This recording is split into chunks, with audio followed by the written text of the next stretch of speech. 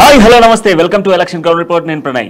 నేను మీ వెన్నెల. మనం చూసుకున్నట్టయితే ఇక్కడ తెలంగాణలో కేవలం ఇంకా 30 రోజులు మాత్రమే ఉంది ఎలక్షన్ కి. అయితే ఈ నేపథ్యంలో అన్ని పార్టీల నేతలు కూడా సమరశంఖాన్ని పూరించాయి. అయితే హోరాహోరీగా ప్రచారాలు కూడా జరుగుతున్నాయి. ఈ నేపథ్యంలో ఆల్రెడీ మనం చూసినట్టయితే ఆల్మోస్ట్ కాంగ్రెస్ కి 100 మంది అభ్యర్థుల లిస్ట్ ప్రకటించింది. ఇంకా కేవలం 19 మంది మాత్రం అభ్యర్థులు తెలియాల్సి ఉంది. ఆ తర్వాత కాంగ్రెస్ మేనిఫెస్టో ఎలా ఉండబోతుంది, ప్రజల్లోకి ఏ విధంగా వెళ్ళబోతుంది అనేది కూడా మనం కొద్ది రోజుల్లో చూస్తాం. అయితే ప్రధానంగా అయితే ఇప్పుడు మనం ఒక 7 శాసనసభ నియోజకవర్గాల గురించి మాట్లాడుకుందాం. అది మన ప్రణయ్ చెప్తారు. ప్రణయ్ చెప్పండి.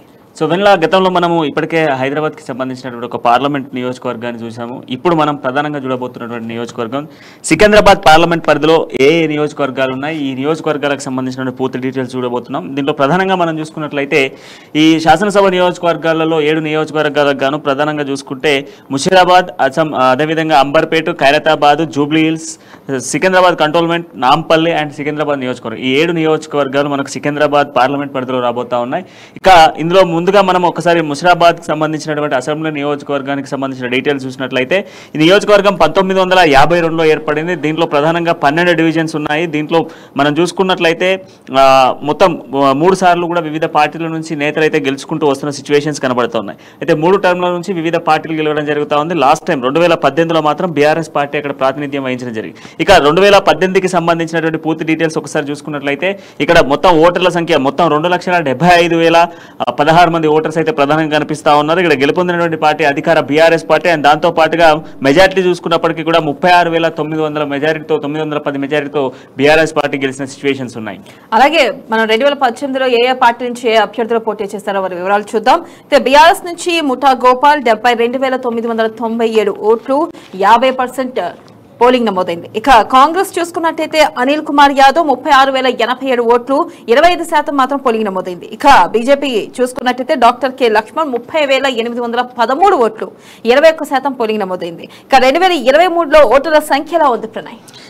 ఒకసారి 2023కు సంబంధించినటువంటి ఓటర్ల సంఖ్య చూసుకున్నట్లయితే మొత్తం ఓటర్ల సంఖ్య 2023లో 2,84,537 మంది ఓటర్స్ మనకు ప్రధానంగా కనిపిస్తా ఉన్నారు. దీంట్లో పురుష ఓటర్లకు సంబంధించి 1,46,911 పురుష ఓటర్లు ఉంటే మహిళా ఓటర్లకు సంబంధించి 1,37,613 ఓటర్లు మహిళలు ఉన్నారు. ఇక ఇతరులకు సంబంధించి 13 ఓట్లు ఇతరులకు సంబంధించి అయితే మనకు ప్రధానంగా కనిపిస్తా ఉన్నాయి. అలాగే 2023లో ఏ పార్టీ నుంచి ఏ అభ్యర్థులు పోటీ పడుతున్నారో చూద్దాం. ఇక బీఆర్ఎస్ నుంచి ముఠా గోపాల్ గతంలో ఎవరికైతే టికెట్ ఇచ్చారో, ఎవరైతే ఎమ్మెల్యే ఉన్నారో వారికి మరొకసారి అవకాశం ఇవ్వడం జరిగింది. ఇక కాంగ్రెస్ నుంచి అంజన్ కుమార్ యాదవ్, ఇక బీజేపీ నుంచి ఇంకా ఎవరిని అభ్యర్థులు ప్రకటించలేదు. అయితే ప్రధానంగా చూసుకున్నట్టయితే ప్రధానంగా ఇప్పుడు ఈసారి చూసుకున్నట్టయితే ఇటు కాంగ్రెస్ వర్సెస్ బీజేపీ అన్నట్టుగా కొనసాగుతుంది. ఈ నేపథ్యంలో మరి ఈసారి బీఆర్ఎస్ అభ్యర్థిని కాంగ్రెస్ అభ్యర్థి ఢీ కొడతారో, అలాగే బీజేపీ అభ్యర్థి ఎవరు, ఆశావహులు ఎవరెవరు ఉన్నారో ఒకసారి మనం రాజుని అడిగి తెలుసుకుందాం. రాజు చెప్పండి, అసలు ఇక్కడ ప్రధానంగా మనం చూసుకున్నట్టయితే ముషీరాబాద్ లో ఏ పార్టీకి ఎక్కువ శాతం అవకాశాలు ఉన్నాయి?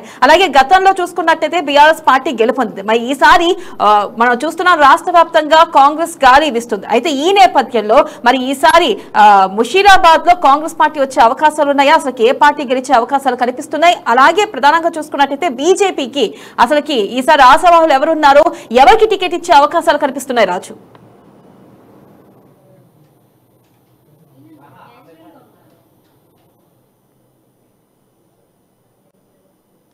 ప్రధానంగా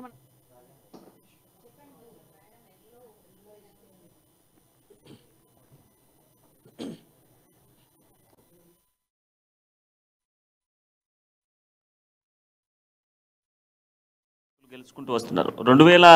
మనం ఒక్కసారి 2009 అండ్ 2014 అండ్ 2018లో చూసుకుంటే 2009లో ఇక్కడ కాంగ్రెస్ పార్టీ గెలవడం జరిగింది. అండ్ దాని తర్వాత 2014లో అంటే ఎప్పుడైతే తెలంగాణ మూవ్మెంట్ సమయంలో ఈ నియోజకవర్గంలో బీజేపీ పార్టీ గెలవడం జరిగింది. అండ్ దాని తర్వాత మొన్న అధికార అలాగే చూస్తున్నట్టయితే ఒక్క నిమిషం రాజుతో మాట్లాడదాం. రాజు చెప్పండి, అసలు ప్రధానంగా ఈసారి ఎవరు గెలిచే అవకాశం? అంటే గత 2 దఫాలుగా చూసుకున్నట్టయితే ఒకసారి కాంగ్రెస్, తర్వాత 2014లో బీజేపీ, తర్వాత 2018లో బీఆర్ఎస్ పార్టీ వచ్చింది. ఇప్పుడు ఆ నియోజకవర్గంలో ఏ పార్టీ వచ్చే అవకాశం ఉంది? అంటే ముషీరాబాద్ నియోజకవర్గంలో ఏ పార్టీకి ఎక్కువ అవకాశాలు ఉన్నాయి? అలాగే బీజేపీ ఆశావాహుల సంఖ్య ఎలా ఉంది? ఎవరికి టికెట్ ఇచ్చే అవకాశం ఉందంటారు?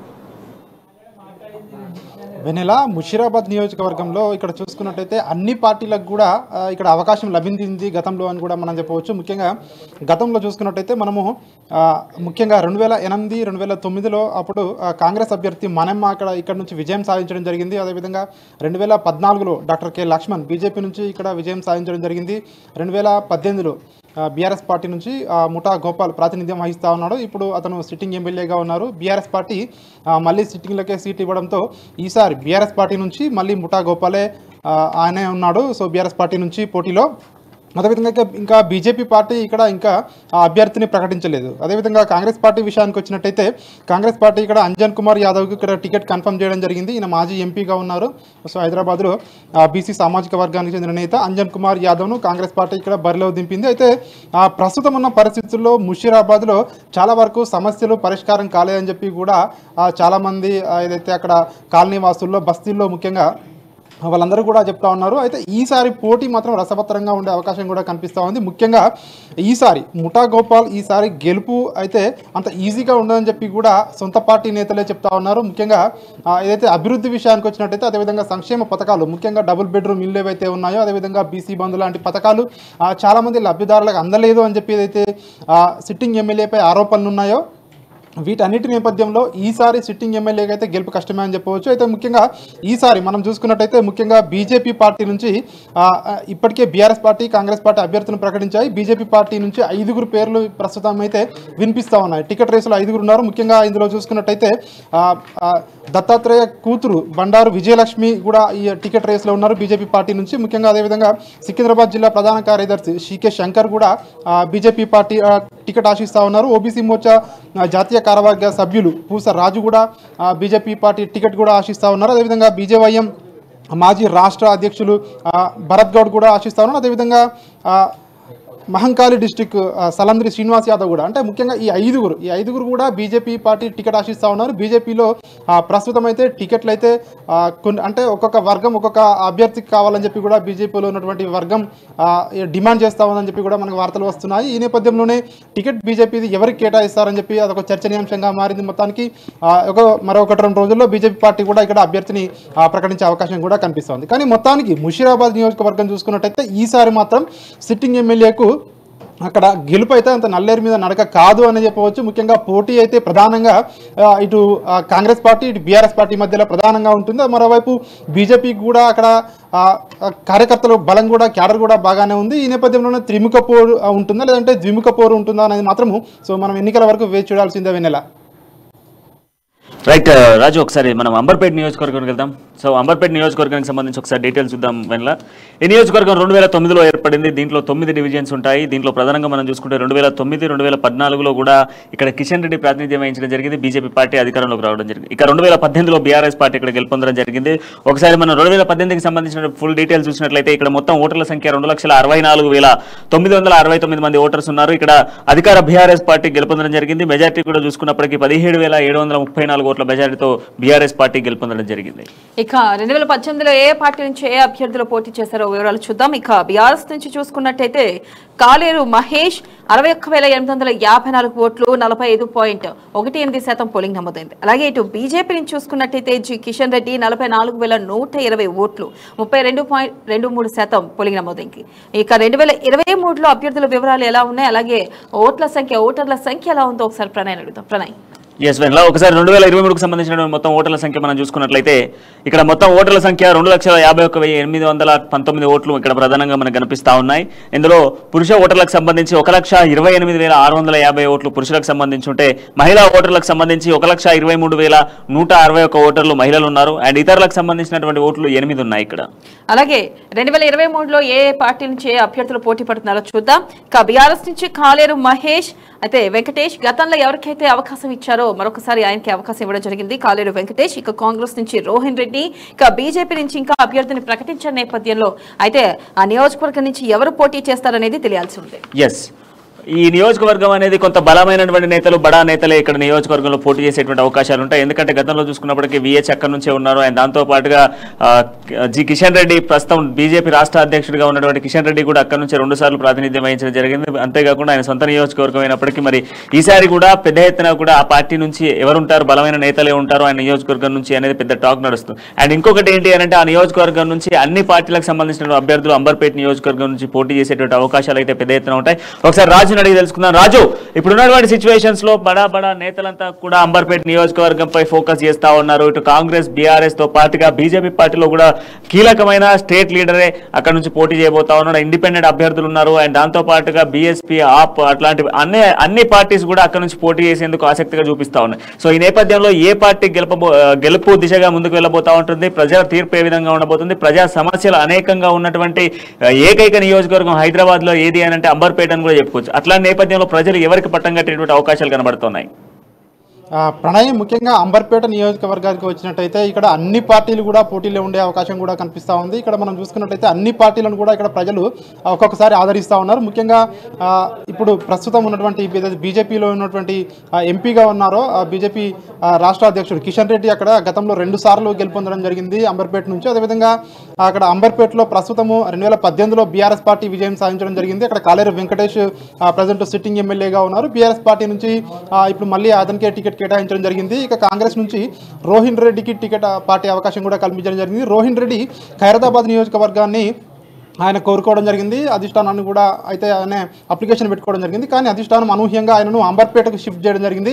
సో ఈ నేపథ్యంలో ఆయన అంబర్పేట నుంచి ఈసారి కాంగ్రెస్ నుంచి పోటీలో ఉన్నారు. ఇక బీజేపీ విషయానికి వచ్చినట్టయితే బీజేపీ ఇంకా అభ్యర్థిని ప్రకటించలేదు.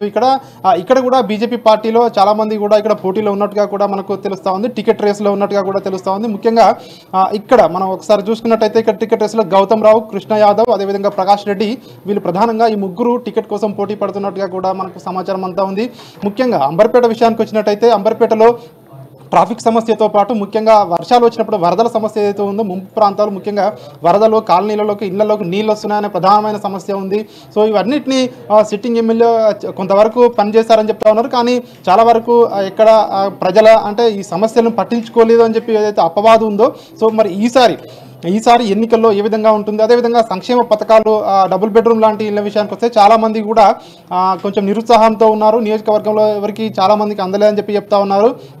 సో ఇవన్నీ కన్సిడర్ చేసిన తర్వాత ఇటు సిట్టింగ్ ఎమ్మెల్యేకి ఏ విధంగా ఉంటుంది, అదేవిధంగా ఇటు కాంగ్రెస్ పార్టీ రోహిన్ రెడ్డికి ఏ విధంగా ఉంటుంది, ఒకవేళ బీజేపీ పార్టీ అభ్యర్థిని ఏ అభ్యర్థిని ప్రకటిస్తుంది, లేదంటే కిషన్ రెడ్డియే బరిలోకి దిగుతారా అనేది ఇంకా మాత్రం ఒక సస్పెన్స్ అయితే కొనసాగుతూ ఉంది. సో ఒకవేళ కిషన్ రెడ్డి కనుక ఇక్కడికి వచ్చినట్టయితే పోటీ సో ఏ విధంగా ఉంటుందనేది తెలియాల్సి ఉంది. లేకుంటే కిషన్ రెడ్డి కాకుండా సో ఇంకా ఎవరైనా ఉంటే ఆ పోటీ మాత్రం ఖచ్చితంగా ఇటు కాంగ్రెస్ పార్టీ అదేవిధంగా ఇటు బీఆర్ఎస్ పార్టీ ఇద్దరి మధ్యలో ఉండే అవకాశం కూడా కనిపిస్తూ ఉంది. ప్రణయ్, రాజు, ఒక 2 minutes మీరు అందుబాటులో ఉండండి. ఒకసారి మనం సికింద్రాబాద్ కంటోన్మెంట్కి వెళ్దాం. కంటోన్మెంట్ నియోజకవర్గం నుంచి హరీష్ కూడా అక్కడ నుంచి అందుబాటులో ఉన్నాడు. ఒకసారి హరీష్ దగ్గరికి వెళ్ళి డీటెయిల్స్ తెలుసుకుందాం. సో ఈ కంటోన్మెంట్ నియోజకవర్గం గురించి మాట్లాడుకోవాలి అంటే ఇక్కడ ఈ నియోజకవర్గం కొంత డిఫరెంట్ నియోజకవర్గం అని చెప్పాలి. సో ఈ నియోజకవర్గం దాదాపుగా కూడా 2009లో ఏర్పడినటువంటి నియోజకవర్గమే.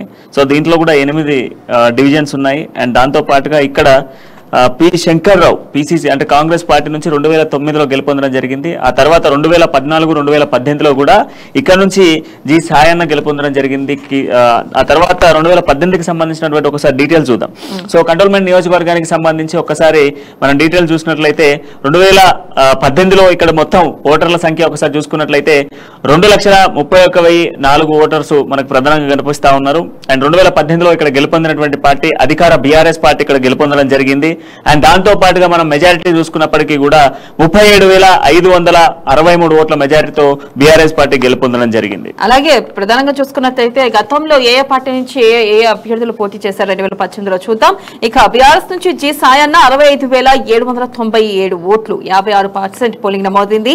ఇక కాంగ్రెస్ నుంచి చూసుకున్నట్లయితే సత్యనారాయణ 28,234 ఓట్లు, 24% పోలింగ్ నమోదైంది. ఇక బీజేపీ నుంచి చూసుకున్నట్లయితే శ్రీ గణేష్ నారాయణ్ 15,000 2,487 ఓట్లు 13% మాత్రమే పోలింగ్ నమోదైంది. ఇక 2023లో ఓటర్ల సంఖ్యలో ఉంది పెరిగింది. 2023కు సంబంధించిన ఓటర్ల సంఖ్య మనం చూస్తే 2,39,254 మంది ఓటర్స్ ఇక్కడ మనకు ప్రధానంగా ఉన్నారు. అండ్ దాంతో పాటు ఇక్కడ పురుష ఓటర్లకు సంబంధించి మనం చూసుకున్నట్లయితే 1,20,942 ఓటర్లు పురుషులుంటే మహిళా ఓటర్లకు సంబంధించి 1,18,308 మంది ఓటర్స్ మహిళలు ఉన్నారు. ఇతరులు 4 ఉన్నారు. అలాగే ఇప్పుడు 2023లో ఏ పార్టీ నుంచి ఏ అభ్యర్థులు పోటీ పడుతున్నారో వారి వివరాలు చూద్దాం. ఇక బీఆర్ఎస్ నుంచి లాస్య నందిత, ఇక కాంగ్రెస్ నుంచి చూసుకున్నట్టయితే వెన్నెల, ఇక బీజేపీ నుంచి ఇంకా అభ్యర్థులను ప్రకటించలేదు. అయితే ఈ నేపథ్యంలో ఎవరు గెలిచే అవకాశాలు ఉన్నాయి, ఎవరికి ఎంత శాతం పోలింగ్ నమోదయ్యే అవకాశం ఉంది? గతంలో చూసుకున్నట్టయితే గత అభ్యర్థులు కాకుండా ఇప్పుడు కొత్త అభ్యర్థులు కనిపిస్తున్నారు. ఒకసారి మనం హరీష్ అడుగుదాం. హరీష్ చెప్పండి, ఇప్పుడు బీఆర్ఎస్ నుంచి లాస్య నందిత గానీ, కాంగ్రెస్ నుంచి వెన్నెల గానీ, ఇక బీజేపీ అభ్యర్థులు ఎవరు పోటీ చేయబోతున్నారో, అలాగే ఎవరికి టికెట్ వచ్చే అవకాశం ఉంది? ఇప్పుడు ఈ నియోజకవర్గాల్లో ఎస్పెషల్లీ ప్రధానంగా చూసుకున్నట్టయితే కొత్త వాళ్ళు పోటీ చేస్తున్న నేపథ్యంలో అసలుకి ఈ నియోజకవర్గాల్లో ఎవరికి గెలుపు ఈజీగా, అంటే గెలుపు ఎవరికి సులభమయ్యే అవకాశం ఉంది? ఏ పార్టీకి ఎంత శాతం ఓట్లు వచ్చే అవకాశం ఉంది? అసలు అక్కడ ఓటర్ల నాడు ఎలా ఉంది? హరీష్. థ్యాంక్ యూ వెన్నెల. ఏదైతే ఎన్నికలకు సంబంధించి కూడా ప్రధాన పార్టీలన్నిటి కూడా ఇప్పటికే ఫోకస్ చేసిన నేపథ్యం కావచ్చు, ఇక్కడ ఏదైతే రోజు రోజుకు సమీకరణలు మారుతున్నాయి ఈ నేపథ్యంలో అక్కడ బీఆర్ఎస్ నుంచి కావచ్చు, బీజేపీ నుంచి కావచ్చు, ఇక్కడ కాంగ్రెస్ నుంచి కావచ్చు, అంటే రాష్ట్రంలో మొత్తం ఇప్పుడు కాంగ్రెస్ వర్సెస్ బీఆర్ఎస్ మారిన తీరు కావచ్చు. ఎందుకంటే ఇప్పటికే చేరికల అంశం నుంచి మొదలుకొని మొత్తం అన్నిట్లో కూడా కాంగ్రెస్ పార్టీకి సంబంధించిన గ్రాఫ్ పెరుగుతూ వస్తుంది. అభ్యర్థులకు సంబంధించి కూడా ఇప్పటికే 100 మంది అభ్యర్థులను ప్రకటించిన నేపథ్యం ఇక్కడ కంటోన్మెంట్ సంబంధించి కూడా ఈసారి భారీగా అంటే పెద్ద ఎత్తున సంబంధించి కూడా పోటాపోటీ నెలకొన్న నేపథ్యం కావచ్చు. ఎందుకంటే గతంలో 2000 జరిగిన ఎన్నికలకు సంబంధించి కూడా అక్కడ సాయన్న కూడా పోటీ చేయడం జరిగింది. అక్కడ కాంగ్రెస్ పార్టీ తరపు నుంచి కూడా ఏదైతే ఇప్పుడు ఉన్నదాని ప్రకారం అయితే బీఆర్ఎస్ నుంచి కూడా లాస్య నందిత ఆయన కుమార్తె అయితే దివంగత సాయన్న మరణించిన నేపథ్యంలో ఆయన కుమార్తెను కూడా బీఆర్ఎస్ పార్టీ బరిలోకి దించే అవకాశం కనిపిస్తుంది. కాంగ్రెస్ పార్టీ నుంచి కూడా గద్దర్ కుమార్తె వెన్నెల కూడా పోటీ చేసిన నేపథ్యం కావచ్చు. అలాగే బీజేపీకి సంబంధించి కూడా ఇప్పటికి అక్కడ అభ్యర్థిని కూడా ప్రకటించిన నేపథ్యం. ప్రధానంగా అంటే ఇక్కడ గద్దర్కి సంబంధించి కూడా ప్రజా యుద్ధ నౌకగా కొనసాగుతున్న నేపథ్యం కావచ్చు. ఉద్యమకారుడు, ఆయన ఒక విప్లవకారుడు. ఈ నేపథ్యంలో కూడా అక్కడ కంటోన్మెంట్కి సంబంధించి కూడా గద్దర్కి మమేకం అవుతున్నారు. ఆయన పెద్ద ఎత్తున కూడా ఆయన అభిమానులు కావచ్చు, రాష్ట్రం మొత్తం కూడా ఆయన అభిమానులు ఉంటున్న నేపథ్యం కావచ్చు. కంటోన్మెంట్కి సంబంధించి కూడా ప్రత్యేకంగా గద్దర్కి సంబంధించిన అభిమానులు ఉంటారు. అందుకంటే అక్కడ గతంలో గద్దర్ కూడా పలు సేవా కార్యక్రమాలు చేసిన నేపథ్యం కావచ్చు. అక్కడ ఏదైతే స్వచ్ఛందంగా స్కూల్ పెట్టి అక్కడ విద్యార్థులకు తక్కువ ఫీజుతో కూడా చదువు చెప్పించే నేపథ్యం కావచ్చు. ఏ క్షణంలో కూడా అభ్యర్థులు అక్కడ నియోజకవర్గాల ప్రజలకు సంబంధించి కూడా ఏ క్షణం తలుపు తట్టినా కూడా ఆయన సేవ చేసే స్పందించే గుణం ఉన్న నేపథ్యం కావచ్చు. ఆయన అకాల మరణం పట్ల కూడా ఇక్కడ ఇప్పటికీ వెన్నెలకు టికెట్ కేటాయించడం జరిగింది. ఆయన క్షేత్రస్థాయిలో కూడా ఆమె తన నాన్న అనుభవాలను కూడా అంచిపుచ్చుకొని క్షేత్రస్థాయిలో కూడా ప్రజల్లో కూడా మమేకం అవుతూ వస్తున్నారు. ప్రధానంగా పలు బహిరంగ సభలు కావచ్చు, అక్కడ క్షేత్రస్థాయిలో నియోజకవర్గాలు అన్ని సమస్యలపైన కూడా వెన్నెల స్పందిస్తూ వచ్చిన నేపథ్యం కావచ్చు. అంటే ఇప్పటికే అక్కడ కాంగ్రెస్ వర్సెస్ పోటాపోటీ నేపథ్యం కావచ్చు. అక్కడ దివంగత సాయన్న కుమార్తె లాస్య నందిత పోటీ చేసిన నేపథ్యం కావచ్చు. అంటే ఈ గద్దర్కి సంబంధించిన దాంట్లో ఒక సెంటిమెంట్ తెర మీదకి వచ్చినట్టుగా తెలుస్తుంది. ప్రధానంగా కాంగ్రెస్ పార్టీకి సంబంధించి కూడా ఇప్పటికే పెద్ద ఎత్తున గ్రాఫ్ పెరిగిన నేపథ్యం. గతంలో ఏదైతే సాయన్నకు సంబంధించి కూడా ఏదైతే హామీలు ఇచ్చారో హామీలు కూడా ఆ కంటోన్మెంట్ నియోజకవర్గానికి సంబంధించి కూడా ఇప్పటికీ ఆ పథకాలను కూడా అమలు చేయలేకపోవడం కావచ్చు. డబుల్ బెడ్రూమ్ల అంశం పైన కావచ్చు, కంటోన్మెంట్కి సంబంధించి కూడా ఆ 10,000 పైగా కూడా డబుల్ బెడ్రూమ్ ఇల్లు నిర్మిస్తామన్నట్టుగా కూడా హామీ ఇవ్వడం జరిగింది. అది కూడా నెరవేర్చకపోవడం కావచ్చు. ఇతర సంబంధించిన అన్ని పథకాలు కూడా నెరవేర్చకపోవడం కావచ్చు. మొత్తంగా అట్టిని కూడా కాంగ్రెస్ పార్టీ ఫోకస్ చేసిన నేపథ్యం కావచ్చు. ఇప్పుడు ఆ గద్దర్కి సంబంధించి కుమార్తె వెన్నెల వస్తున్న నేపథ్యంలో పూర్తిగా పెద్ద ఎత్తున ఇక్కడ ఇప్పటికీ అక్కడ ప్రచారాలకు ముమ్మరమైన నేపథ్యం కావచ్చు. అక్కడ బీఆర్ఎస్ బీజేపీ వ్యతిరేకత కావచ్చు, ప్రజా వ్యతిరేక విధానాలు కావచ్చు, పథకాల వైఫల్యాలను ఎండగడుతూ వస్తున్న నేపథ్యం కావచ్చు. అంటే మొత్తంగా ఏదైతే కంటోన్మెంట్ సంబంధించి కూడా పూర్తిగా మొత్తం ఓటర్లు 2,30,31,000 మందికి పైగా ఓటర్లు ఉన్న నేపథ్యం కావచ్చు. ఆయన అక్కడ 55%తో కూడా గత ఎన్నికల్లో మెజార్టీతో గెలిచిన నేపథ్యం కావచ్చు. కాంగ్రెస్ నుంచి గతంలో సత్యనారాయణ పోటీ చేశారు 2018కి సంబంధించి కూడా. బీజేపీ నుంచి శ్రీ గణేష్ నారాయణ బరిలో దిగిన నేపథ్యం కావచ్చు. బీజేపీ సంబంధించి కూడా 13% పోలింగ్ నేపథ్యం. అంటే ఇక్కడ 3 పార్టీల సరళిని చూసుకున్నట్టయితే ఇక్కడ బీఆర్ఎస్ వర్సెస్ కాంగ్రెస్ ఉంది. కాంగ్రెస్ సంబంధించి కూడా కొంత మేర మెజార్టీతో కూడా బీఆర్ఎస్ పార్టీ సంబంధించిన సాయన్న గెలుపొందడం జరిగింది. ఈ నేపథ్యంలో మరోసారి ఏదైతే ఇప్పటికే కాంగ్రెస్ పార్టీకి సంబంధించిన అభ్యర్థిని కూడా ప్రకటించడం జరిగింది. ఆమె క్షేత్రస్థాయిలో పనిచేస్తున్నారు. అక్కడ సంబంధించిన కూడా పూర్తిగా అక్కడ ఏదైతే గతంలో ప్రభుత్వం ఇచ్చిన హామీలు కావచ్చు అన్నిటికీ కూడా విస్మరణకు గురైనాయి. ఈ నేపథ్యంలో వాటన్నిటిని కూడా ప్రజాక్షేత్రం తీసుకెళ్తున్నారు. కాంగ్రెస్ పార్టీ ఇచ్చిన 6 గ్యారంటీలను కూడా క్షేత్రస్థాయిలో తీసుకెళ్తున్నారు. డోర్ టు డోర్ క్యాంపెయిన్ చేస్తున్న నేపథ్యం కావచ్చు. ఖచ్చితంగా ప్రజల్లో కూడా అక్కడ కంటోన్మెంట్ ప్రజలకు గతంలో బీఆర్ఎస్ ప్రభుత్వం హామీలు ఇచ్చింది, అవన్నిటి కూడా విస్మరించిన నేపథ్యం, పూర్తిగా ప్రజా వ్యతిరేకత ఉన్న నేపథ్యం కావచ్చు. అంటే ఇప్పటికే పలు సర్వేలు కూడా సూచించిన నేపథ్యం, ఇక్కడ ప్రత్యేకంగా పలు నియోజకవర్గాలకు సంబంధించి కూడా ప్రత్యేక సర్వేలు చేసిన నేపథ్యం, హైదరాబాద్కు సంబంధించి కూడా ఇక్కడ కాంగ్రెస్ పార్టీ సంబంధించి కూడా ప్రత్యేకంగా సర్వేలు చేసిన నేపథ్యం ఉంది. దాంట్లో కంటోన్మెంట్ తప్పకుండా ఈసారి కాంగ్రెస్ పార్టీకి అనుకూలంగా కొన్ని సర్వేలు వెల్లడిస్తున్న నేపథ్యం కావచ్చు. కొన్ని సర్వేలు అనుకూలంగా కాంగ్రెస్ పార్టీ అనుకూలంగా కంటోన్మెంట్ నియోజకవర్గంలో గెలుపొందుతున్నట్టుగా సూచిస్తున్న నేపథ్యం. ఎందుకంటే గద్దర్ ఏదైతే సెంటిమెంట్ కావచ్చు, మిగతా బీఆర్ఎస్ వ్యతిరేకత కూడా కంటోన్మెంట్కు ఈసారి కాంగ్రెస్ పార్టీ చేజిక్కించినట్టు కూడా సర్వేలు వెల్లడిస్తున్న నేపథ్యం. ఎందుకంటే ఇప్పటికీ బీఆర్ఎస్ సంబంధించిన కూడా ప్రజా వ్యతిరేక కొనసాగుతున్న నేపథ్యం, 6 గ్యారంటీలను గట్టిగా తీసుకెళ్తున్న నేపథ్యం. కాంగ్రెస్ పార్టీకి సంబంధించి కూడా ఇప్పటికే కర్ణాటకలో కావచ్చు, ఇతర కాంగ్రెస్ పాలిత రాష్ట్రాల్లో ఇచ్చిన హామీలను కూడా అక్కడ ఖచ్చితంగా నెరవేర్చింది. ఇక్కడ కూడా 90 రోజులు నెరవేర్స్తామని చెప్పిన నేపథ్యం కావచ్చు. అంటే మొత్తంగా కంటోన్మెంట్ సంబంధించి కూడా పూర్తిగా కాంగ్రెస్ వర్సెస్ ఈసారి బీఆర్ఎస్ ఉంటుంది. గతంలో స్వల్ప మెజార్టీతో కూడా బీఆర్ఎస్ పార్టీకి సంబంధించిన హాయన్న గెలుపొందిన నేపథ్యం కావచ్చు. వీటన్నిటిని కూడా దృష్టిలో ఉంచుకొని వీటన్నిటిని ఫోకస్ చేస్తూ అక్కడ పథకాల వైఫల్యాల పైన కూడా ప్రత్యేకంగా ఫోకస్ చేస్తున్న నేపథ్యం. కాంగ్రెస్ పార్టీ అధికారంలోకి వస్తే ఏ విధమైన ఫలాలు ఉంటాయి, ఏ విధమైన మేనిఫెస్టోకి సంబంధించి కావచ్చు, అలాగే పథకాల అమలు తీరు కావచ్చు, పూర్తిగా అక్కడ ఈ సెంటిమెంట్ అంతా మొత్తంగా వీటన్నిటిని బేస్ చేసుకుని ఈసారి ఎన్నికలకు వెళ్తున్న నేపథ్యం కావచ్చు. అంటే మొత్తంగా ఈసారి కంటోన్మెంట్కి సంబంధించి కూడా కాంగ్రెస్ పార్టీకి ఒక అనుకూలత ఏర్పడినట్టుగా తెలుస్తుంది. నేపథ్యంలో మిగతా నియోజకవర్గాలకు సంబంధించి కూడా పెద్ద ఎత్తున సర్వేలు చేసింది. కంటోన్మెంట్కి సంబంధించి కూడా సర్వేలు చేయడం జరిగింది. ఖచ్చితంగా కాంగ్రెస్ పార్టీ అధికారంలోకి వస్తున్నట్టు కూడా అక్కడ వెన్నెల కావచ్చు, కాంగ్రెస్ నేతలు కూడా చెప్తున్న పరిస్థితి అయితే ఉంది. రైట్ హరీష్, మరొక అంశం ఇక్కడ ఇటు గతంలో చూసుకున్నప్పటికీ సాయన్న 2 సార్లు అక్కడ ప్రాతినిధ్యం వహించాడు. ఆయన దాంతో పాటుగా ఆయన స్వర్గస్థులైన నేపథ్యంలోనే తన కూతురికి సీట్ కేటాయించడం జరిగింది. సో అదే నేపథ్యంలో ఇప్పుడు కాంగ్రెస్ పార్టీకి సంబంధించి కూడా వెన్నెలకు సీట్ కేటాయించడం జరిగింది. మొన్ననే రీసెంట్గా గద్దర్ కూడా స్వర్గస్థులయ్యారు. సో ఇద్దరికి కూడా సెంటిమెంట్ వర్కౌట్ కాబోతా ఉంది. అండ్ ఈ నేపథ్యంలో బీజేపీ పార్టీ కూడా మరో మహిళా లీడర్ని అక్కడికి దించాలని ఇప్పటికే డాక్టర్ విజయరమణారావు కూతుర్ని బీజేపీ పార్టీ నుంచి ఆమె దించాలి అన్నటువంటి నేపథ్యంలో కూడా ఆలోచిస్తున్నట్టుగా తెలుస్తుంది. ఎందుకంటే బీజేపీకి కొంత ఫోకస్డ్గా ఉండే ఛాన్సెస్ ఉన్నాయి అనేది బీజేపీ ప్రచారం చేస్తుంది. ఎందుకంటే అక్కడ ఎక్కువ కూడా సిఆర్పీఎఫ్కి సంబంధించినటువంటి బృందాలు ఉన్నాయి. అండ్ దాంతోపాటు అక్కడ ఓట్లు కూడా వాళ్ళే ఎక్కువ శాతం ఉన్నాయి అన్నటువంటి నేపథ్యంలోనే బీజేపీ కూడా కొంత ఫోకస్డ్గానే వివరించేటువంటి అవకాశాలు కనబడతా ఉన్నాయి. సో ఇక్కడ ఇద్దరి తండ్రులను కోల్పోయినటువంటి ఈ మహిళా లీడర్లకు పడతాయా, లేదా బీజేపీ నుంచి వచ్చేటువంటి ఇంకో మహిళా లీడర్ రాబోతుంది, ఆ లీడర్కి ఎక్కువ శాతం పడేటువంటి ఛాన్సెస్ కనబడతా ఉన్నాయి? గ్రౌండ్ లెవెల్లో ఇప్పుడున్నటువంటి సిచ్యువేషన్స్ ఏంటి అక్కడ? అంటే కంటోన్మెంట్ సంబంధించి కూడా ప్రత్యేకంగా కంటోన్మెంట్ను ఎత్తివేయాలన్నట్టుగా కూడా కంటోన్మెంట్ ప్రజలు ఆ బోర్డుని ఎత్తివేయాలని కంటోన్మెంట్ ఆ ప్రజలు కొన్ని రోజులు కాదు కొన్ని ఏళ్ళుగా కూడా వాళ్ళు ఆవేదన వ్యక్తం చేస్తున్నారు. ప్రభుత్వానికి వినతి పత్రాలు ఇచ్చిన క్రమం కావచ్చు, బీజేపీకి సంబంధించి కూడా దీనిపైన పెద్ద ఎత్తున ఫోకస్ చేయని నేపథ్యం. అంటే ఎన్నికలు సమీపిస్తున్న తరంలో కూడా ఒక హామీని కూడా ఇవ్వడం జరిగింది. దానికి సంబంధించి కంటోన్మెంట్ ప్రత్యేకంగా ఏదైతే బోర్డుని ఎత్తేస్తామన్నట్టుగా చెప్పిన నేపథ్యం కావచ్చు. అంటే వీటన్నిటినీ కూడా ప్రజా వ్యతిరేకత ఉంది అక్కడ. ఎందుకంటే మీరు చెప్పినట్టుగా కూడా ఆర్మీకి సంబంధించిన వ్యక్తులు ఉన్న నేపథ్యం కావచ్చు, ఇతర స్థానికులు ఉన్న నేపథ్యం కావచ్చు. అక్కడ ఖచ్చితంగా కొంతమంది సెటిలర్లు ఉంటారు. వాళ్ళంతా కూడా ఇతర తెలంగాణ రాష్ట్రానికి సంబంధించిన పలు జిల్లాల నుంచి వచ్చిన వాళ్ళంతా కూడా వలస కూలీలుగా నిత్య కూలీలుగా జీవనం కొనసాగిస్తున్న క్రమం కావచ్చు.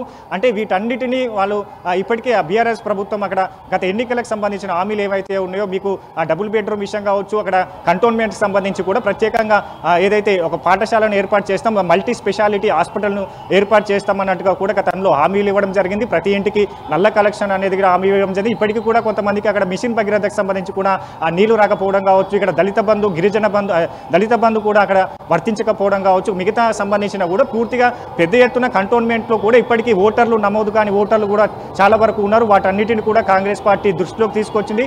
ఆ ఓటర్లకు సంబంధించి కూడా నమోదు కార్యక్రమం కూడా చేపడుతున్న క్రమం కావచ్చు. ఇప్పటికే ఆ మల్టీ స్పెషాలిటీ హాస్పిటల్ ఇస్తామన్నట్టుగా హామీ విస్మరణ గురైంది. ఇక్కడ డబుల్ బెడ్రూమ్ పథకాలు ఏదైతే డబుల్ బెడ్రూమ్ 10,000కు పైగా డబుల్ బెడ్రూమ్ కంటోన్మెంట్ ప్రజలకు ఇస్తామన్నట్టుగా కూడా హామీ కూడా ఇవ్వడం జరిగింది. అది కూడా విస్మరణ గురైన నేపథ్యం కావచ్చు. ఇక దళిత బంధు విషయం కావచ్చు, అది కూడా ఇప్పటి వరకు ఇవ్వలేని క్రమం కావచ్చు. అంటే మొత్తంగా కాంగ్రెస్ పార్టీకి సంబంధించి కూడా వీటిని పెద్ద ఎత్తున ఫోకస్ చేస్తున్న నేపథ్యం. అంటే బీజేపీకి సంబంధించి కూడా అక్కడ కంటోన్మెంట్కి సంబంధించి కూడా కేంద్ర ప్రభుత్వం దృష్టి సారించాలి ఉంటుంది. కంటోన్మెంట్ ప్రజలకు సంబంధించి కూడా వాళ్ళ పథకాలు కావచ్చు, కంటోన్మెంట్ ప్రజల సంక్షేమాన్ని కూడా కేంద్ర ప్రభుత్వం పట్టించుకోవాల్సి ఉంటుంది. ఈ నేపథ్యంలో వాటిని కూడా కేంద్ర ప్రభుత్వం పట్టించుకోవడం వల్ల కూడా అక్కడ ప్రజలకు కూడా కొంతమేర వ్యతిరేకత ఏర్పడ్డది. ఇక్కడ బీఆర్ఎస్ ప్రభుత్వం సంబంధించి కూడా గతంలో హామీలు ఇచ్చిన నేపథ్యం కావచ్చు, వాటిని విస్మరణకు గురి చేసిన నేపథ్యం కావచ్చు. అంటే కంటోన్మెంట్కి సంబంధించి కూడా గద్దర్కి మమేకం అవుతూ ఉన్నారు. గద్దరు ప్రజల్లో ఉంటారు. కంటోన్మెంట్ ప్రజలను ఆయన పెద్ద ఎత్తున కూడా కంటోన్మెంట్ ప్రజలకు సంబంధించి కూడా ఆయన అనుచరులు అభిమానులు ఉన్న నేపథ్యం కావచ్చు. ఎందుకంటే కంటోన్మెంట్ ప్రజలకు సంబంధించి కూడా అక్కడ ఇల్లు లేని వరకు నిత్య పనులు చేసుకొని అప్పుడు గతంలో వచ్చిన వాళ్ళందరికీ కూడా గద్దర్ ఆసరాగా ఉన్నారు. వాళ్ళకు బాసటగా నిలిచారు. వాళ్ళకు ఇల్లుకు సంబంధించిన కూడా ప్రత్యేకంగా ఇంటిని నిర్మించడం కావచ్చు, వాళ్ళకి సంబంధించిన ఆర్థికంగా సేవ చేయడం కావచ్చు, వాళ్ళకు అన్నిటిలో కూడా గద్దర్ ముందుంటారు. వాళ్ళకి ఏ సమస్య వచ్చినా కూడా ప్రత్యేకంగా ముందు నిలబడి కొట్లాడినటువంటి వ్యక్తి గద్దరు. అలాంటి వ్యక్తిని కూడా గతంలో గత కొన్ని రోజుల క్రితమే కోల్పోయిన నేపథ్యం. వెన్నెల కూడా ఆయన నాన్న అనుభవాలను కూడా అంచిపుచ్చుకొని నేపథ్యం కావచ్చు. ఆమె కూడా ఇప్పటి నుంచే కాక గత కొన్ని ఏళ్లుగా కూడా కంటోన్మెంట్ ప్రజల పైన కూడా ప్రత్యేకంగా ఆ సమస్యల పైన కొట్లాడుతూ వస్తున్నారు. ప్రజాక్షేత్రం నిలదీస్తూ వస్తుంది. ప్రజలతో మమేకం అవుతూ ఉన్న నేపథ్యం కావచ్చు. ఆ కుటుంబం అంతా కూడా సేవకే అంకితమైన నేపథ్యం. అంటే ఇక్కడ సాయన్నకు సంబంధించి కూడా లాస్యనందిత ఉన్న నేపథ్యం కావచ్చు. ఆమె గతంలో రాజకీయ అనుభవాలు లేవు. ఇప్పుడు కొత్తగా ఆమె రాజకీయాల్లో బరిలో దిగుతున్న నేపథ్యం కావచ్చు. మొత్తంగా దీనికి సంబంధించి కూడా వాళ్ళు బీఆర్ఎస్ ప్రభుత్వం సంబంధించి కూడా అక్కడ వ్యతిరేకత ఉన్న నేపథ్యం కావచ్చు. గత 2018కి సంబంధించిన ఎన్నికల్లో స్వల్ప మెజార్టీతో బీఆర్ఎస్ పార్టీ అక్కడ చేజిక్కించుకునే నేపథ్యం కావచ్చు. వీటన్నిటిని ఏదైతే బీఆర్ఎస్ ప్రభుత్వ వ్యతిరేకత కావచ్చు, ఇక్కడ వెన్నెల సెంటిమెంట్, గద్దర్ సెంటిమెంట్ కావచ్చు, గద్దర్ సంబంధించిన కూడా ప్రజల్లో కూడా పెద్ద ఎత్తున ఒక మమకారం ఉంటుంది. ఎందుకంటే ఆయన ఇల్లు లేని వారికి ప్రత్యేకంగా ఇల్లు నిర్మించినిచ్చారు. అక్కడ స్వచ్ఛందంగా పాఠశాల పెట్టి వాళ్ళకు చదువులు చెప్పిస్తున్న నేపథ్యం కావచ్చు, హాస్పిటల్ ఏర్పాటు చేసిన నేపథ్యం కావచ్చు, పలు సేవా కార్యక్రమాలు చేసిన నేపథ్యం కావచ్చు. ఆ ఇంటి నుంచి కూడా ఒక వెన్నెల వస్తున్న నేపథ్యం కావచ్చు. వీటన్నిటిని దృష్టిలో ఉంచుకొని సంబంధించి కూడా ఇక్కడ బీజేపీకి సంబంధించి కూడా ఆ కంటోన్మెంట్ ప్రజలను కూడా ఇప్పటికీ పట్టించుకునే నేపథ్యం. ఎన్నికల ముందు వస్తూ కూడా ఏదో హామీలు ఇవ్వడం జరిగింది తప్ప కానీ ఇంతవరకు బీజేపీకి సంబంధించి కూడా కంటోన్మెంట్ ప్రజలకు ఎలాంటి సంక్షేమ పథకం అమలు చేయలేకపోవడం. ఎందుకంటే ఇక్కడ కేంద్రంలో కొనసాగుతున్న బీజేపీ, ఇక్కడ రాష్ట్రంలో ఉన్నారు కిషన్ రెడ్డి, స్వయంగా అక్కడ Kishan Reddy home affairs minister కొనసాగిన క్రమం కావచ్చు, ఇప్పుడు అధ్యక్షుడు కొనసాగిన క్రమం కావచ్చు. ఇప్పటి వరకు కూడా కంటోన్మెంట్ చేరుకోలేని పరిస్థితి. కంటోన్మెంట్ సంబంధించి కూడా అక్కడ వర్షాలు వచ్చిన క్రమంలో కూడా పెద్ద ఎత్తున నీట మునిగిన ప్రాంతాలు ఉంటాయి. అక్కడ గతంలో చూసాం బ్రిడ్జ్ కింద కూడా కొన్ని వాహనాలు చిక్కుకోవడం జరిగింది, కొంతమంది ప్రాణ నష్టం జరిగింది. అలాంటి నష్టాలు జరుగుతున్నా, ప్రతి ఏటా జరుగుతున్నా కూడా పట్టించుకోలేని ప్రభుత్వాలు ఇప్పుడు వచ్చి ఎలా పట్టించుకుని అక్కడ నియోజకవర్గాలు ప్రశ్నిస్తున్న క్రమం ఉన్నది. ఎందుకంటే గతంలో చూసాం మనం, ఎక్కడ కూడా వర్షాలు పడినా కూడా కంటోన్మెంట్కి సంబంధించి కూడా పెద్ద ఎత్తున మునుపు ప్రాంతాలు ఉంటాయి. ఆ ప్రాంతాలన్నింటికి కూడా ఆసరగా నిలిచిన గద్దర్ కుటుంబం ఆసరగా నిలిచారు. ఆ కుటుంబానికి సంబంధించి వాళ్ళకు సేవా కార్యక్రమాలు జరిగాయి. గద్దర్ ఫౌండేషన్ నుంచి కూడా వాళ్ళు నిత్యావసర సరుకులు కావచ్చు, వీటన్నిటిని కూడా వాళ్ళకి ఇచ్చిన పరిస్థితి. అప్పుడు రాని ప్రభుత్వాలు ఇప్పుడు ఎందుకు మాకు సంబంధించి హామీలు ఇస్తామన్నట్టుగా కూడా వస్తున్నాయి. ఇంతవరకు ఇచ్చిన హామీలను నెరవేర్చలేకపోయారు. ఇప్పుడు వస్తే ఎంత మేరకు నెరవేర్చడానికి పైన కూడా ఒక ప్రజా వ్యతిరేకత ఉన్నది. వ్యతిరేకతను కాంగ్రెస్ పార్టీ క్యాచ్ చేసుకుంటుంది. ఇందుకే గద్దర్ కుమార్తె వెన్నెలను అక్కడ బరిలో దింపిన నేపథ్యం కావచ్చు. ఇక్కడ పెద్ద ఎత్తున కాంగ్రెస్ పార్టీ అధికారంలోకి వస్తే ప్రత్యేకంగా కంటోన్మెంట్ ప్రజలకు సంబంధించి కూడా ఒక సంక్షేమ పథకాలు కూడా మేనిఫెస్టోలో పెట్టే అవకాశం అయితే ఉంది. ప్రణయ్, ఎస్ హరీష్, ఒకసారి నాంపల్లి నియోజకవర్గం చూద్దాం. నాంపల్లి నియోజకవర్గానికి సంబంధించి ఒకసారి 2018కి సంబంధించిన ఫలితాలు చూద్దాం. ఇక్కడ కూడా ఇది శాలిబండిగా పేరొందినటువంటి నియోజకవర్గం. మొదట్లో ఇది 1952 నుంచి 1957 వరకు కూడా ఈ నియోజకవర్గంలో శాలిబండగా గుర్తింపు ఉంది. అండ్ దాని తర్వాతగా నాంపల్లిగా తీర్చిదిద్దడం జరిగింది. ఇక నాంపల్లి నియోజకవర్గానికి సంబంధించి ఒక్కసారి మనము చూసుకున్నట్లయితే నాంపల్లి నియోజకవర్గానికి సంబంధించినటువంటి మొత్తం ఓటర్ల సంఖ్య మనం చూస్తే 2,79,035 మంది ఓటర్స్ ఉన్నారు. అండ్ దగ్గర మనం ఒక్కసారి క్లారిటీగా మనం చూసుకున్నట్లయితే ఇక్కడ గెలిచినటువంటి పార్టీ 2018లో ఎంఐఎం గెలవడం జరిగింది. మెజారిటీ కూడా 9,675 ఓట్ల మెజారిటీతో గెలుపొందడం జరిగింది. అలాగే 2018లో ఏ పార్టీ నుంచి ఏ అభ్యర్థులు పోటీ చేశారో వారి వివరాలు చూద్దాం. ఇక ఎంఐఎం నుంచి చూసుకున్నట్టయితే జాఫర్ హుసేన్, ఆయన 57,940 ఓట్లు, ఇక 42% పోలింగ్ నమోదైంది. ఇక కాంగ్రెస్ నుంచి చూసుకున్నట్టయితే ఫిరోజ్ ఖాన్ 48,265 ఓట్లు, 35% పోలింగ్ నమోదైంది. ఇక బీఆర్ఎస్ నుంచి చూసుకున్నట్టయితే ఆనంద్ కుమార్ 17,015 ఓట్లు, ఇక 12% పోలింగ్ నమోదైంది. అలాగే ప్రణయ్ 2023లో ఓటర్ల సంఖ్య ఎలా ఉంది, వారి వివరాలు ఏంటి? ఎస్ వెన్ ఒకసారి 2023కు సంబంధించిన ఓటర్ల సంఖ్య చూసుకుంటే 3,09,900 3,932 ఓటర్స్ మనకు ప్రధానంగా కనిపిస్తా ఉన్నారు. అండ్ మోరోవర్ ఇక్కడ పురుష ఓటర్లకు సంబంధించి 1,60,272 మంది పురుష ఓటర్లు ఉంటే మహిళా ఓటర్లకు సంబంధించి 1,49,040 మంది మహిళా ఓటర్లు ఉన్నారు. అండ్ ఇతరులకు సంబంధించి కూడా 9 మంది ఉన్నారు. అలాగే మనం ప్రధానంగా చూసుకున్నట్టయితే ఈసారి 2023లో ఏ పార్టీ నుంచి ఏ అభ్యర్థులు పోటీ పడుతున్నారో చూద్దాం. ఇక కాంగ్రెస్ నుంచి ఫిరోజ్ ఖాన్, ఇక బీఆర్ఎస్ ఇంకా అభ్యర్థిని ప్రకటించలేదు, ఆ స్థానం ఖాళీగానే ఉంచింది. అంటే ఈ నేపథ్యంలో ఇటు బీఆర్ఎస్ అలాగే ఎంఐఎం కలిసి పోటీ చేస్తాయా అనే ఒక సందిగ్ధం కూడా ఉంది. ఇక బీజేపీ నుంచి చూసుకున్నట్టయితే అభ్యర్థిని ప్రకటించలేదు. మరి ఎంఐఎం కూడా ఇంతవరకు ఏ అభ్యర్థిని ప్రకటించిన నేపథ్యంలో మరి అక్కడ ఎవరు పోటీ చేస్తారు, మరి పోటీ ఎలా ఉండబోతుంది? అయితే ప్రధానంగా ఎంఐఎం పార్టీ ఎలా ఉంది, అయితే ఈసారి ఎంఐఎం పార్టీ నుంచి ఎవరు పోటీ చేస్తారో ఒకసారి అడుగు తెలుసుకుందాం. హరీష్, ఇప్పుడు ఈ యొక్క నాంపల్లి నియోజకవర్గానికి సంబంధించి ఇప్పటికే కాంగ్రెస్ పార్టీకి సంబంధించినటువంటి అభ్యర్థిని ప్రకటించడం జరిగింది. ఈ ప్రకటించినటువంటి అభ్యర్థికి సంబంధించి కూడా ఫిరోజ్ ఖాన్ ఉండబోతా ఉన్నాడు. అండ్ దాంతో పాటుగా బీఆర్ఎస్ పార్టీకి సంబంధించి కూడా ఇప్పటి వరకు ఎవరు అన్నటువంటి క్లారిటీ ఇవ్వలేదు. అండ్ దాంతో పాటుగా ఎంఐఎం కూడా కొందరి ఇప్పటికే పార్టీలో ఉన్నటువంటి సీనియర్ నేతలు చాలా మంది ఉన్నారు. ఈ నేపథ్యంలోనే పార్టీలో ఉన్నటువంటి ఇప్పటి వరకు ఉన్నటువంటి క్యాండిడేట్లతో పాటుగా కొన్ని మార్పులు చేర్పులు చేయాలి అన్నటువంటి ఆలోచనలో కూడా ఎంఐఎం పార్టీ ఉన్నట్టుగా తెలుస్తుంది. బీజేపీ నుంచి కూడా ఇంతవరకు ఏ అభ్యర్థిని ప్రకటించకపోవడం, ఇదంతా కూడా ఇప్పుడు ఏమేమి రాబోతోంది, మరో ఒక నెల రోజుల పాటులోనే ఎలక్షన్ రాబోతోంది. ఈ నేపథ్యంలో మరి అభ్యర్థుల ప్రకటన ఎప్పుడు ఉండబోతా ఉంది? ఇప్పుడున్నటువంటి సిచ్యువేషన్స్ లో నాంపల్లి నియోజకవర్గంలో ఏ పార్టీ మళ్ళీ ప్రాతినిధ్యం వహించేటువంటి అవకాశాలు ఉన్నాయి? 2009 నుంచి ఇప్పటి వరకు కూడా నాంపల్లి నియోజకవర్గం నుంచి ఎంఐఎం పార్టీ మాత్రమే ప్రాతినిధ్యం వహిస్తున్న సిచ్యువేషన్స్ ఉన్నాయి. ఈసారి ఉన్నటువంటి సిచ్యువేషన్స్ లో ఎవరు గెలిచేటువంటి అవకాశాలు ఎక్కువ శాతం కనిపిస్తున్నాయి?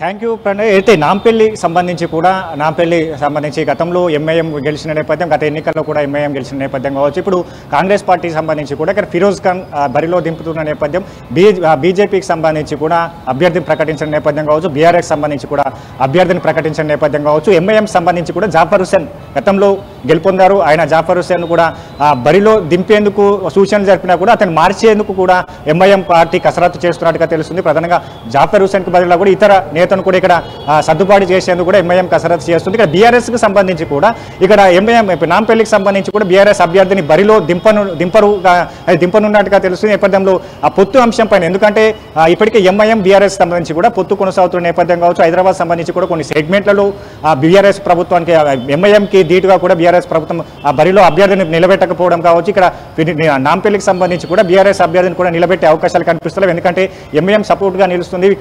ఎంఐఎం బీఆర్ఎస్ పార్టీకి సంబంధించి కూడా ఎన్నికల్లో కూడా పొత్తు ఉండబోతున్న నేపథ్యం కావచ్చు. వీటన్నిటిని కూడా దృష్టిలో ఉంచుకొని ఇక్కడ ఎంఐఎం సంబంధించి కూడా మళ్ళీ మరే అభ్యర్థికి బీఆర్ఎస్ పార్టీ వాళ్ళకు మద్దతు ఇచ్చే అవకాశాలు కనిపిస్తున్నాయి. గతంలో ఇక్కడ జాఫర్ హుస్సేన్ గెలిచిన నేపథ్యం బీజేపీకి సంబంధించి కూడా ఇక్కడ క్లారిటీ వచ్చే అవకాశం కనిపిస్తలేదు. ఎందుకంటే అభ్యర్థులకు సంబంధించి కూడా బీజేపీ ఇప్పటికీ 53 అభ్యర్థులను ప్రకటించిన నేపథ్యం, మిగతా అభ్యర్థులకు సంబంధించి కూడా ఇప్పటివరకు ప్రకటన లేదు. స్వయంగా హైదరాబాద్కి సంబంధించి కూడా కొన్ని నియోజకవర్గాలకు సంబంధించి కూడా అభ్యర్థులను ప్రకటించే దాఖలాలు లేవు. ఈ నేపథ్యంలో బీజేపీకి సంబంధించి కూడా అభ్యర్థుల వేటలో పడింది. అభ్యర్థులకు సంబంధించి కూడా పూర్తిగా అభ్యర్థుల కసరత్తు జరుగుతున్న నేపథ్యం కావచ్చు. బీజేపీకి సంబంధించి హైదరాబాద్లో కొంతమందిని నేతలను కూడా వెతుకులాటలో పడినట్టుగా కాదు. ఇక్కడ కాంగ్రెస్ పార్టీకి సంబంధించి కూడా ఫిరోజ్ ఖాన్ని బరిలో దింపింది. ఫిరోజ్ ఖాన్ గతంలో కూడా పలు దఫాలో కూడా ఎమ్మెల్యేగా పనిచేశారు, క్రియాశీలకంగా ఉంటారు. కాంగ్రెస్ పార్టీకి చురుకైన వ్యక్తి. ఇక్కడ అన్ని యాక్టివిటీస్లో కాంగ్రెస్ పార్టీ చేసే అన్ని యాక్టివిటీస్లో కూడా ఫిరోజ్ ఖాన్ అన్నిట్లలో ముందుంటారు. ఈ నేపథ్యంలో మరోసారి ఆయనకు కాంగ్రెస్ పార్టీ కూడా అవకాశం ఇస్తూ బరిలో దింపింది. ఈ నేపథ్యంలో గత ఎన్నికల్లో చూసుకున్నట్లయితే ఇక్కడ ఎంఐఎం నుంచి జాఫర్ హుస్సేన్ గెలిచిన నేపథ్యం కావచ్చు. ఆయన 57,000 పైగా మెజార్టీతో ఆయన విజయం సాధించారు. అయితే ఫిరోజ్ ఖాన్ సంబంధించి కూడా 48,000తో కూడా అత్యంత స్వల్పంగా కూడా ఆయన ఓటమి చెందడం జరిగింది. 45% సంబంధించి కూడా ఫిరోజ్ ఖాన్ గత ఎన్నికల్లో మెజార్టీ సాధించిన నేపథ్యం కావచ్చు. ఇక్కడ బీఆర్ఎస్ నుంచి కూడా ఆనంద్ కుమార్ గతంలో ఉన్న నేపథ్యం కావచ్చు. అంటే మొత్తంగా అంటే నాంపల్లికి సంబంధించి కూడా ఇక్కడ ఎంఐఎం ప్రాబల్యం ఉన్న కొంతమేర ఓటర్ల ప్రాబల్యం ఉన్న నేపథ్యం కావచ్చు. దాన్ని దృష్టిలో ఉంచుకొని ఫిరోజ్ ఖాన్కి మరోసారి అవకాశం ఇచ్చారు. ఇప్పుడు ఎంఐఎం సంబంధించి కూడా గతంలో ఆ పార్టీ బీఆర్ఎస్ పార్టీ ఇచ్చిన హామీలు కావచ్చు, ఇక్కడ ప్రజలకు ఎంతవరకు నెరవేర్చలేకపోయింది.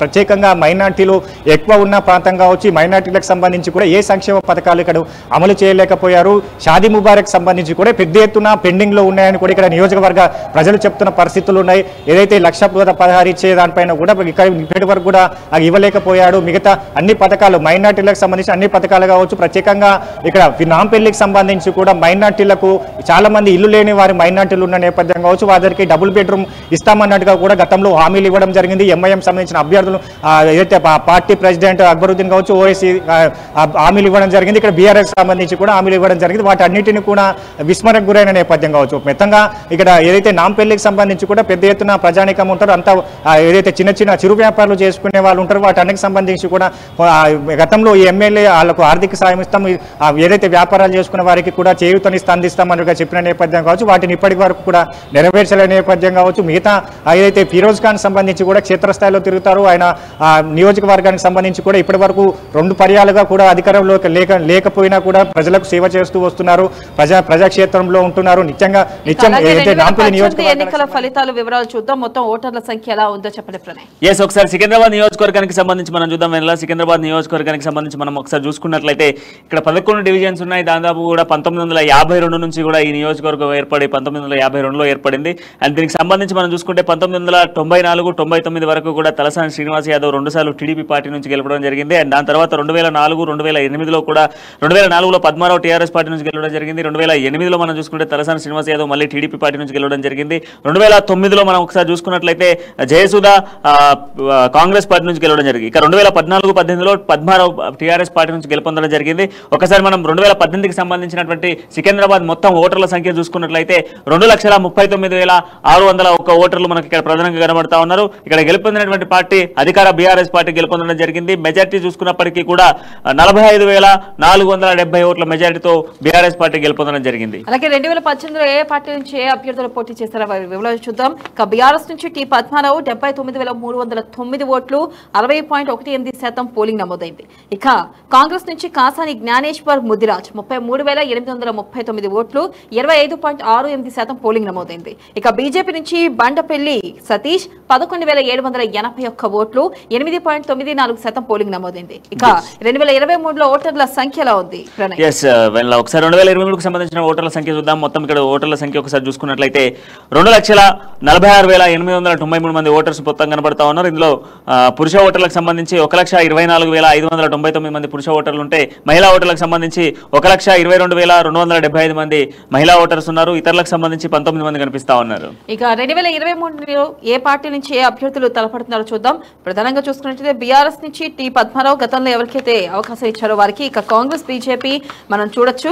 అయితే ఇక్కడ హరీష్ అడిగి తెలుసుకుందాం. హరీష్ చెప్పండి, ఈసారి ప్రధానంగా బీజేపీ నుంచి ఏ అభ్యర్థిని నిలబెట్టబోతున్నారు, అలాగే అయితే ఏ పార్టీకి ఎక్కువ శాతం గెలిచే అవకాశాలు ఉన్నాయి, అయితే ఇక్కడ ప్రజల నాడి ఎలా ఉంది, ప్రధానంగా సికింద్రాబాద్ నియోజకవర్గాల్లో ప్రస్తుతం పరిస్థితులు ఏంటి, ఏ పార్టీకి పట్టం కట్టే అవకాశం ఉన్నట్లుగా కనిపిస్తుంది హరీష్?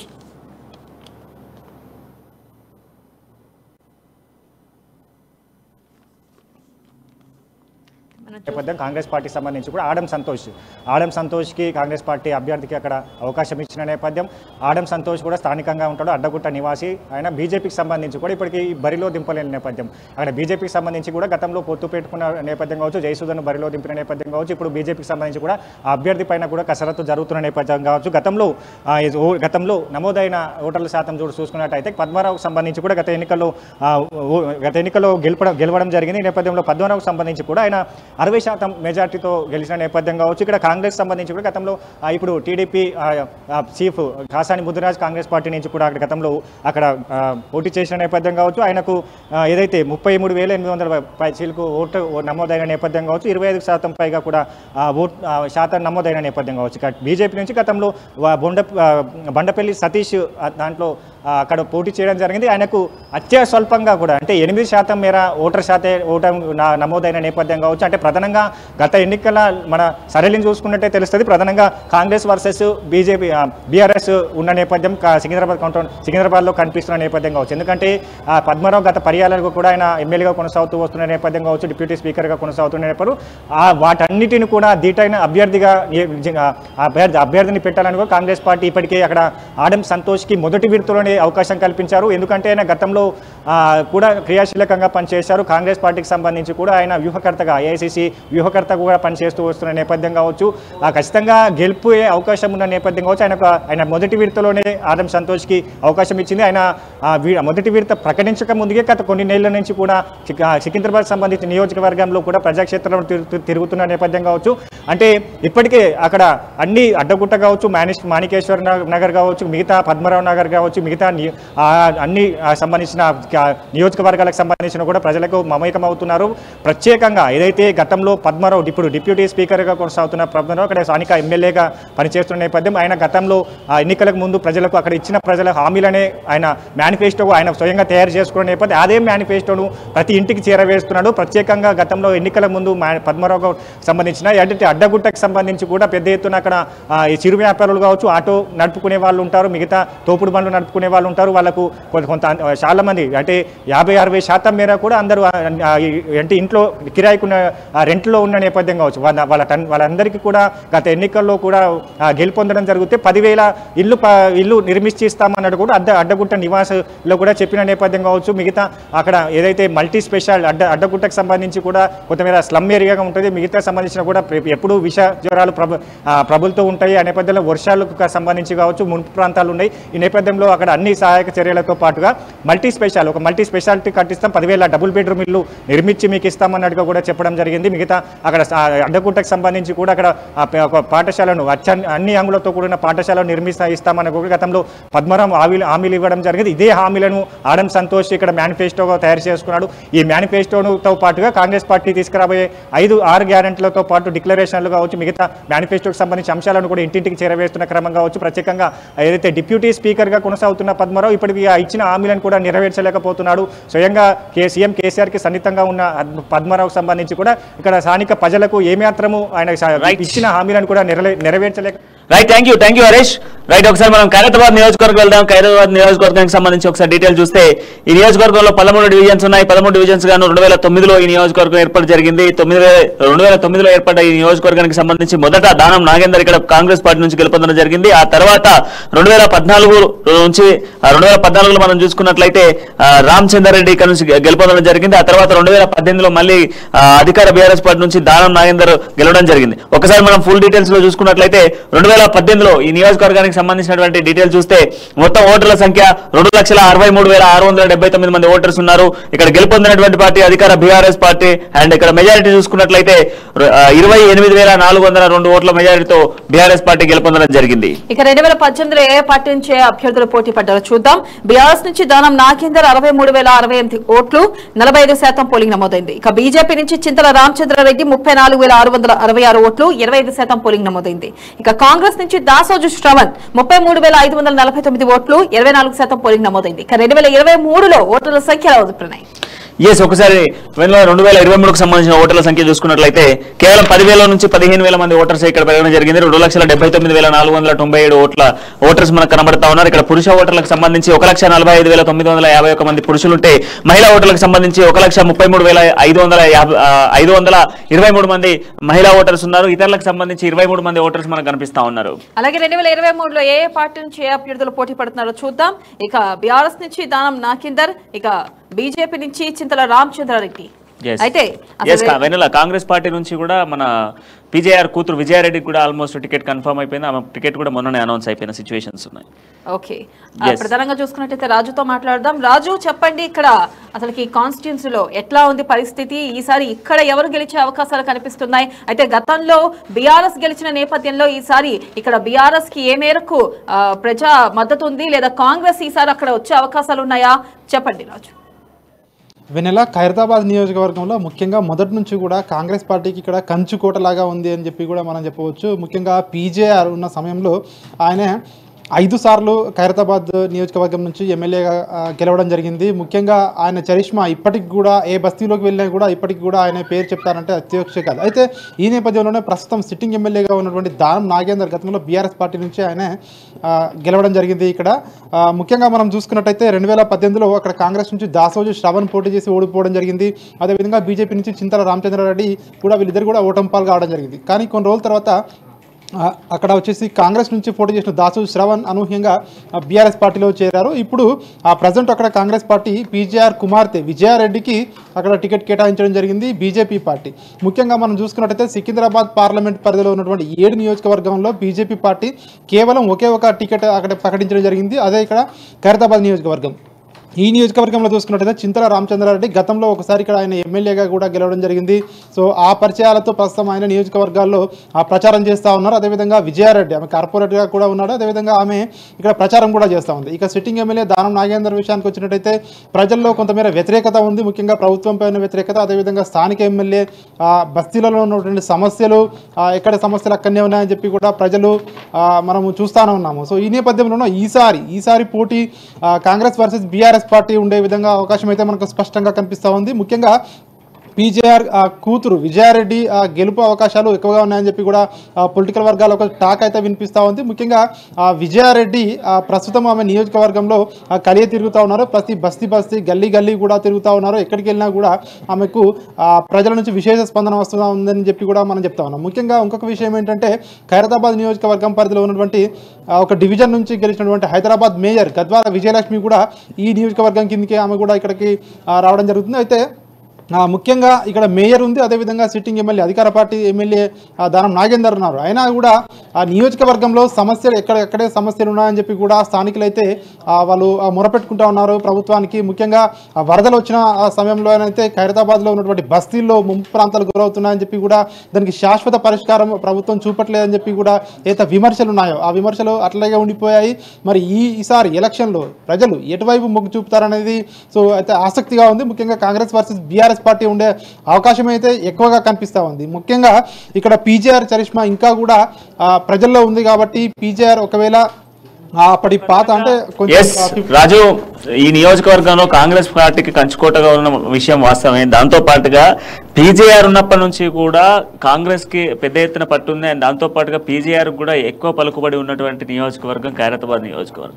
అయితే గతంలో పీజేఆర్ కూతురు ఇదే టీఆర్ఎస్ పార్టీలో కార్పొరేటర్ గా గెలిచి రాజీనామా చేసి దానం నాగేందర్ తో విభేదాల వల్ల బయటకు వచ్చాను అన్నటువంటి ప్రచారాన్ని ప్రజల్లో చేస్తా ఉంది. కానీ నాగేందర్ మాత్రం పార్టీని నమ్మించి మోసం చేసి బయటకు వచ్చి పీజేఆర్ కూతురు ప్రచారం చేస్తుంది. పీజేఆర్ లాంటి వ్యక్తిత్వం కాదు విజయారెడ్డిది అన్నటువంటి ప్రచారాన్ని కూడా దానం బాగా చేస్తా ఉన్నారు. ఈ నేపథ్యంలో ఇప్పుడు కాంగ్రెస్ పార్టీకి బీఆర్ఎస్ పార్టీకి తగ్గ ఫోర్ ఉండేటువంటి అవకాశాలు కనబడుతున్నాయా? ఖచ్చితంగా గతంలో ఆమె పార్టీ మారిన విషయం తెలిస్తే అయితే కొన్ని అనూహ్య కారణాల వల్ల తిరిగి ఆమె మళ్ళీ కాంగ్రెస్ పార్టీలోకి వెళ్ళడం జరిగింది. ఈ నేపథ్యంలోనే ఆమెపై ఇటు అధికార పార్టీ అయితే విమర్శలు చేస్తూ ఉంది. ముఖ్యంగా సిట్టింగ్ ఎమ్మెల్యే దానం నాగేందర్ కూడా విమర్శలు చేస్తూ ఉన్నారు. అయినప్పటికీ ఆమె చెప్తా ఉంది ఖచ్చితంగా కాంగ్రెస్ పార్టీ అంటే పీజేఆర్ అంటే కాంగ్రెస్ పార్టీ అనేలాగా ఉంది. సో కాంగ్రెస్ పార్టీ అంటే మా సొంత పార్టీ లాగా మేము ఫీల్ అవుతున్నామని చెప్పి కూడా ఆమె గతంలో పలుమార్లు కూడా చెప్పడం జరిగింది. ఈ నేపథ్యంలోనే కాంగ్రెస్ పార్టీలోనే ఖచ్చితంగా ఇక్కడ విజయం సాధిస్తానని చెప్పి కూడా ఆమె ధీమా అయితే వ్యక్తం చేస్తూ ఉంది.